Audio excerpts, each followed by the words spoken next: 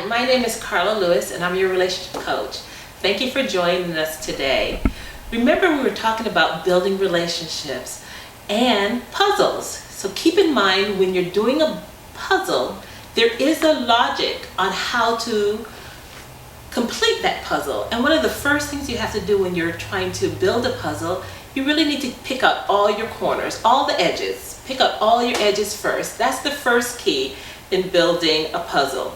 So now we're talking about relationships. One of the first things you need to do when you're trying to continue and grow relationships, you need to decide whether or not the people that you're interacting with, if they're a pencil or a pen. You're going to ask, what do I mean by that? A pencil is something you can write with. So I'm going to put my name here, Carla. But again, if I make a mistake, I can erase it. So a pencil is something that you can erase. Now, if I write my name with a pen, there's no erasing that. It's there. So it is with people in your lives. You're going to have to decide if they're going to be a pencil. And for instance, they're going to call you up and say, oh, let's go out for drinks, let's go to this concert, let's get together next week. If that person is a pencil, what you're going to do is actually pencil them in, because you know what?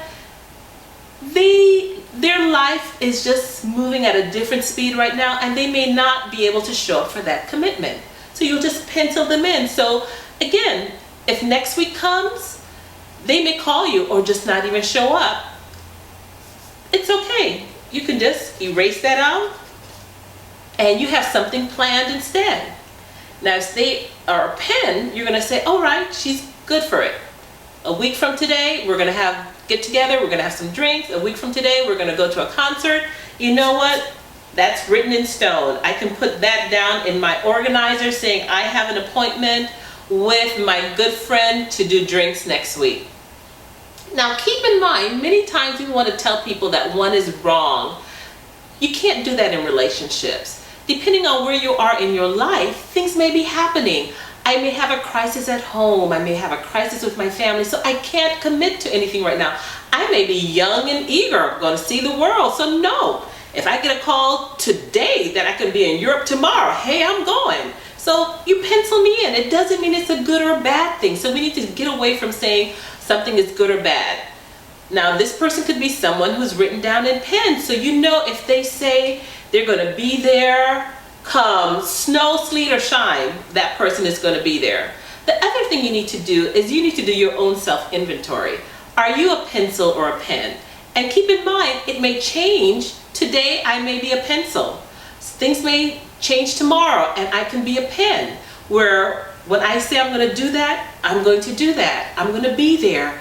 But keeping in mind what you're going to be and knowing the people who you're interacting with, are they a pencil? Are they a pen? I have a good sister of mine, Carmen, and she mentioned how she had a conversation with my niece who was just a little bit, she was young, but my sister said to her, I need to know how you want me to put you in my life. Do you want to be a pencil or a pen? Because I need to know so that I know what to expect from you. And so my niece had a long talk with her and said, you know what, Tia? I want to be a pen in your life. I want you to know that when I say something, you can count on me.